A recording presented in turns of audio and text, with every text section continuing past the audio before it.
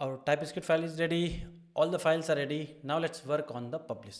But before that, let's look at our rollup config file. We'll look at for each the core and the other two plugins. So first is the core. Inside it, if you see here, this is a very basic config file, and for each type, so we are creating three minified files, like minified and non-minified files, and three types of them: ESM, CJS, and UMD. So three different files.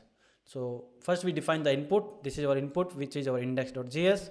Inside it, I just imported all the files, so we can have this one single file import, and our rollup config can build them. So this is our input, and for the output we say create a dist folder if it does not exist and add this file there.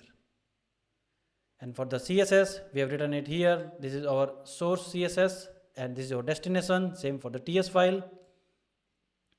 Next we have the minified file. For the minified, we just define this, type it here as well, and we don't need anything in here because we already did it. Next we have the CJS file. We are just changing the format and the file name. We have the UMD format, the format and the name here. We are changing these two things, and this is our rollup config for core. We have the package.json. In here you see we have this files dist folder. This is what get published. So whatever inside our dist folder will get published.